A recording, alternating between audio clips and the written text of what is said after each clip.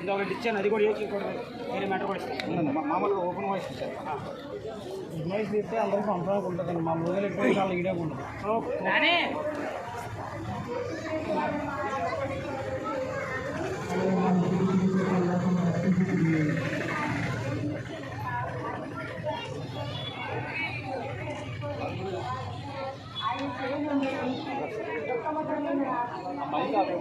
అమ్మాయి కాపు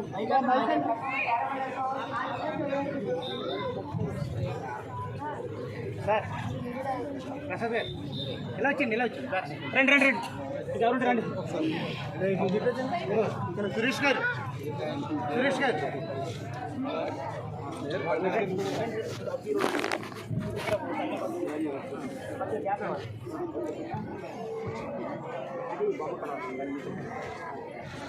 వాయిస్ ఇస్తాను కొంచెం రకం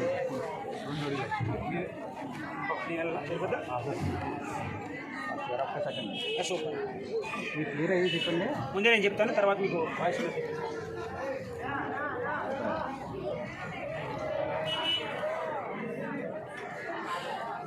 దైవ ప్రశ్నలారా, ఒకసారి దైవ ప్రశ్నలారా, క్రీస్తునాథుని చే అంతిమంగా ప్రేమించబడుతున్నటువంటి ప్రియ దైవ ప్రశ్నలారా, నా పేరు ఫాదర్ కేవి కిరణ్, ఆర్షం సంఘానికి చెందినటువంటి గురువుని. ఈరోజు పిఠాపురం కథోలిక దేవాలయంలో సిలువ మార్గాన్ని, బహిరంగ సిలువ మార్గాన్ని నిర్వహించాం.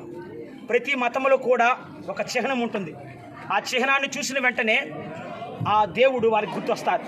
మరి కథోలిక సంఘములోను, మరి ముఖ్యంగా క్రైస్తవ సంఘంలో కూడా సిలువ అనే గుర్తును చూసిన వెంటనే క్రీస్తు ప్రభు మనందరికీ గుర్తు వస్తారు.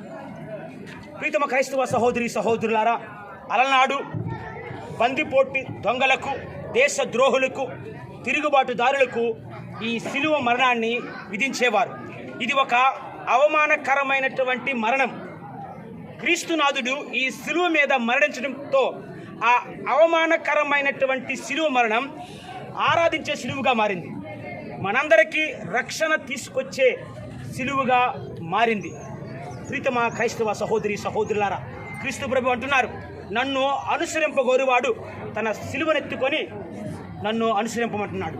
కాబట్టి అదే వాక్యాన్ని స్ఫూర్తిగా తీసుకొని ఈ గుడ్ ఫ్రైడే సందర్భముగా ఈ బహిరంగ సిలువ మార్గంలో మేమందరం కూడా పాల్గొని, క్రీస్తు అలనాడు ఏ విధంగానైతే శ్రమలను అనుభవిస్తూ కల్వరి కొండ మీద ప్రాణత్యాగం చేశాడో, ఆ శ్రమలలో మనము కూడా కొద్దిగా పంచుకొని, మన వంతు పంచుకొని ఆ క్రీస్తు ప్రసాదించే మహిమలో పాలు పంచుకోవటానికే మేము చేస్తున్నటువంటి పని ఇది.